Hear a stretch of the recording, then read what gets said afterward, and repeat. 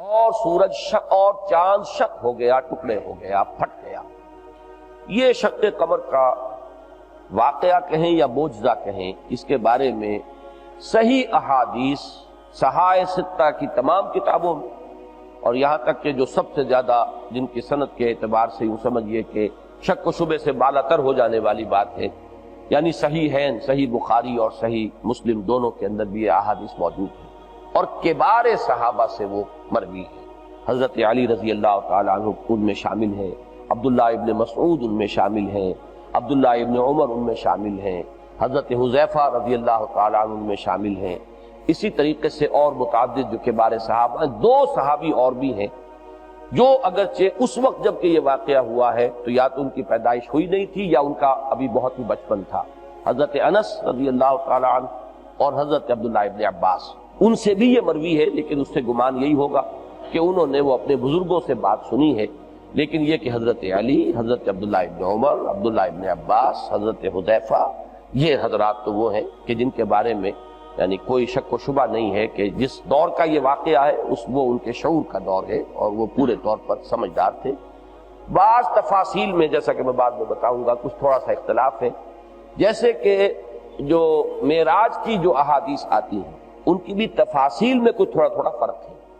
لیکن یہ کہ اس کے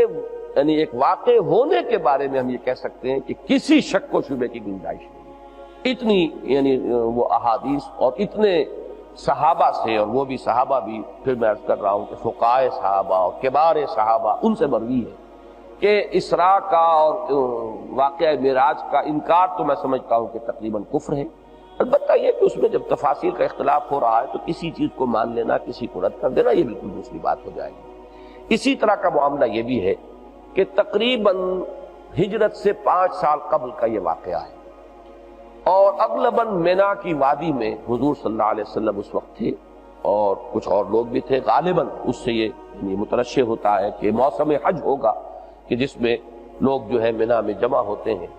اس وقت یہ واقعہ پیش آیا ہے کہ چاند کے 2 ٹکڑے ہوئے، دونوں ایک دوسرے سے علیحدہ ہوئے، اور یہاں تک بھی الفاظ آئے ہیں اور یہی مجھے زیادہ موضوع نظر آتے ہیں۔ اس کے پوری جو واقعات کی جو تفصیل ہے اس میں جو فٹ بیٹھتا ہے کہ ان میں سے ایک جو ہے وہ غار حرا کے ایک جانب، دوسرا غار حرا کی دوسری جانب نظر آیا، اس لیے کہ جبل نور جس پر غار حرا ہے یہ مینا کی وادی کا جو دہانہ ہے اس کے بالکل قریب واقع ہوا ہے۔ اس وقت حضور صلی اللہ علیہ وسلم نے لوگوں کو متوجہ کیا اور فرمایا کہ گواہ رہو کہ یہ واقعہ ہوا ہے۔ اس حد تک تو معاملہ متفق علیہ ہے، بالکل اس میں کسی شک و شبے کی گنجائش نہیں۔ لیکن اب اس میں یہ کہ 2 امکانات ہیں، ایک تو یہ کہ یہ واقعہ از خود ہوا ہو، بلکہ میں عرض کروں گا کہ 3 امکانات ہیں۔ ایک تو یہ کہ از خود ایک واقعہ ہو گیا، عظیم واقعہ ہو گیا اور حضور نے اس کی طرف توجہ دلا دی، اس کا بھی امکان موجود ہے۔ اس کا بھی امکان موجود ہے کہ کفار نے، مشرکین مکہ نے، جبکہ حضور صلی اللہ علیہ وسلم کی دعوت و تبلیغ میں مصروف تھے، کوئی نشانی طلب کی ہو بغیر تعیین کے کہ کوئی نشانی دکھائیے، اور حضور صلی اللہ علیہ وسلم نے ان کے اس مطالبے کے جواب میں اپنی انگلی سے انگشت شہادت سے اشارہ کیا اور وہ چاند 2 ٹکڑے ہو گئے۔ تیسری شکل یہ ہے کہ انہوں نے خاص اسی معجزے کا مطالبہ کیا ہو کہ ہمیں اچھا اگر آپ اس بات کے مدعی ہیں کہ آپ اللہ کے رسول ہیں تو پھر ذرا اس چاند کو 2 ٹکڑے کر کے دکھا دیجئے۔ تعیین کے ساتھ مطالبہ کیا گیا ہو اور اسی معین مطالبے کو پورا کیا گیا۔ یہ 3 امکانات ہیں نظری طور پر۔ اس میں یہ کہ آخری امکان جو ہے وہ تو کہیں ثابت نہیں ہوتا، اور وہ چیز قرآن مجید کی بہت سے نصوص کے بھی خلاف ہے۔ سورہ بنی اسرائیل میں ہم وہ پڑھا ہے آیات کہ جب بھی کبھی کوئی معین نشان مانگا گیا ہے تو قرآن مجید میں اللہ تعالیٰ نے صاف اس کا انکار فرمایا۔ جب انہوں نے کہا تھا کہ لن نؤمن لک حتی تفجر لنا من الارض ینبوعا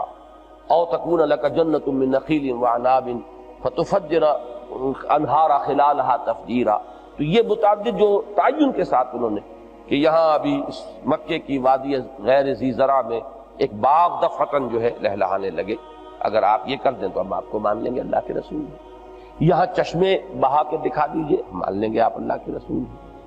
یا یہ کہ ذرا آسمان کا کوئی ٹکڑا ہم پر گرا کر دکھائیے، یا یہ کہ آسمان میں چڑھ کے دکھائیے اور کتاب آپ لے کر اتریں اور اس کتاب کو بھی ہم ہاتھ لگا کر دیکھیں گے۔ اور یہ نہیں ہے کہ ہم صرف ایسے ہی مان لیں کہ ہاں کوئی کتاب لے کر آئے ہیں، کوئی ممکن ہے آپ ہماری نظر بندی کر دیں۔ اسی طریقے پر ان کا یہ مطالبہ بھی تھا کہ آپ کے لیے یہاں اچانک دفعتاً کوئی محل بن جائے سونے چاندی کے، اس کے اندر ظروف رکھے ہوئے ہوں، اس کے کواڑ جو ہیں سونے چاندی کے ہوں، ایسا کوئی محل بن جائے تو ہم ان میں سے کوئی سی ایک نشانی آپ دکھا دیں، ہم آپ کو رسول مان لیں۔ تو قرآن مجید میں سورہ انعام میں بھی، سورہ بنی اسرائیل میں بھی بڑی شدت کے ساتھ نفی کی گئی ہے کہ ایسا کوئی معجزہ ہم نہیں دکھائیں گے۔ جس کو ایمان لانا ہے یہ معجزہ ہے اصل محمد الرسول اللہ صلی اللہ علیہ وسلم، اس سے ایمان لاتا ہے تو لائے، اور اگر نہیں لاتا ہے تو وہ جدھر چاہتا ہے وہ ادھر کو کا راستہ لے، ہم وہ معجزہ نہیں دکھائیں گے۔ تو یہ بات تو میرے نزدیک ان آیات کی روح سے بھی، دوسرے یہ کہ ان احادیث میں بھی کہیں بھی یہ صراحت نہیں ہے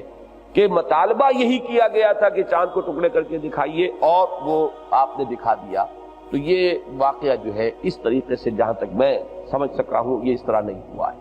اور اسی لیے پھر بہت سے حضرات اس سے معجزہ نہیں کہتے۔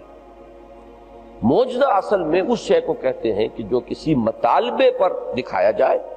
اور اس میں تحدی اور چیلنج کا ایلیمنٹ، جو یہ میں کر کے دکھاتا ہوں تم بھی اس کا مقابلہ کر کے دکھاؤ۔ جیسے کہ حضرت موسیٰ علیہ السلام کا معجزہ جو تھا عصا کا، اب اس کا مقابلہ ہوا اور مقابلے میں حضرت موسیٰ علیہ السلام جو ہیں وہ میدان میں اترے۔ تو تحدی، ایک چیلنج کا ایلیمنٹ ہونا اور اس تحدی اور چیلنج کے نتیجے میں اس کا دکھانا، پھر اس میں ایک چیلنج جوابی ہونا، یہ اصل میں وہ چیز ہے کہ جس پر 100% لفظ معجزہ کا اطلاق ہوگا۔ اس لیے کہ معجزے کے معنی کیا ہے؟ عاجز کر دینے والی شے۔ تو عاجز کر دینے والی شے کا تو مطلب یہ کہ پہلے کوئی چیلنج ہونا چاہیے، کوئی تحدی ہونی چاہیے، اور پھر یہ کہ ثابت ہو جائے گا کہ صاحب اس مقابلے سے عاجز آ گئے۔ اس اعتبار سے اس قرآن مجید پر معجزے کا اطلاق 100% درست ہے، اس لیے کہ متعدد مقامات پر قرآن مجید میں چیلنج دیا گیا۔ تم ایسی ایک کتاب بنا کر لا کر دکھا دو، سورہ بنی اسرائیل میں بھی ہے، قُلْ لَئِنِ اجْتَمَعَتِ الْإِنسُ وَالْجِنُّ عَلَىٰ أَن يَأْتُوا بِمِثْلِ هَٰذَا الْقُرْآنِ لَا يَأْتُونَ بِمِثْلِهِ وَلَوْ كَانَ بَعْضُهُمْ لِبَعْضٍ ظَهِيرًا۔ پھر یہ بھی فرمایا گیا کہ 10 صورتیں قرآن جیسی بنا کے دکھا دو۔ پھر اس سے بھی برسبیل تنزل اور نیچے اتر کر کہا گیا ایک صورت ہی تصنیف کر کے لے آؤ، اور ایک صورت آپ کو معلوم ہے سورۃ العصر بھی ایک صورت ہے، سورۃ الکوثر بھی ایک صورت ہے، تو 3 آیات پر مشتمل ہی کوئی صورت جو ہے ایسی بنا کر لے آؤ۔ اور اس کو دہرایا گیا ہے، یہ سورہ یونس میں بھی آیا ہے یہ، اور پھر اس کو بڑے ہی یعنی پرجلال انداز میں سورہ بقرہ جو مدنی صورت ہے اس کے اندر پھر دہرایا گیا ہے، وَإِن كُنتُمْ فِي رَيْبٍ مِّمَّا نَزَّلْنَا عَلَىٰ عَبْدِنَا فَأْتُوا بِسُورَةٍ مِّن مِّثْلِهِ وَادْعُوا شُهَدَاءَكُم مِّن دُونِ اللَّهِ إِن كُنتُمْ صَادِقِينَ۔ جو بھی تمہارے مددگار ہو اللہ کے سوا، جنات میں سے، انسانوں میں سے، شعراء، ادباء، خطباء، سب کو جمع کر لو، سب سے مدد حاصل کر لو اور مقابلہ کر لو۔ تو در حقیقت محمد الرسول اللہ صلی اللہ علیہ وسلم کا سب سے بڑا معجزہ کہہ لیجئے، یا میں بلکہ زیادہ پریفر کروں گا کہ اصل معجزہ قرآن حکیم۔ باقی خرق عادت کہ کہیں کوئی عام طبعی قانون کے خلاف کوئی چیز ہو جائے، یہ خرق عادت کہلاتا ہے، کہ عادی قانون جو ہے، جو نارمل فزیکل لاز ہیں، وہ بریک ہو، وہ ٹوٹ جائیں، اور اس کے ٹوٹنے سے کوئی اللہ تعالیٰ کی شان جو ہے، اس کی قدرت کی شان جو ہے ظاہر ہو جائے، یہ خرق عادت ہے۔ یہ خرق عادت اولیاء اللہ کے لیے بھی ثابت ہے، اور ان کے لیے پھر ہم اس کو کرامات کہتے ہیں۔ اللہ تعالیٰ اپنے کسی نیک بندے کے لیے ایسی کوئی بات جب چاہے کر سکتا ہے، اور جب یہ ہوتے ہیں رسولوں اور نبیوں کے تو ان کو بھی معجزات کہہ دیا جاتا ہے۔ لیکن میرے نزدیک یہاں لفظ معجزہ کا اطلاق جو ہے وہ مجازی ہے، حقیقی نہیں۔ حقیقی اطلاق جو ہے اس کا 100% درست وہ اسی پر ہوگا جس میں چیلنج کا ایلیمنٹ شامل ہے، ورنہ بغیر چیلنج کے کوئی عام خرق عادت واقعہ ہو جائے تو یہ ایک طرح کی کرامات ہے، لیکن جب کرامات کا معاملہ جو ہے وہ نبی کے ساتھ ہوگا تو وہ پھر معجزے کے لفظ کا اس پر اطلاق ہو جائے گا، جبکہ غیر نبی کے لیے اسے صرف کرامت کہا جائے گا۔ اچھا، یہ ہے جہاں تک کہ اس کی معجزے ہونے کی بحث ہے۔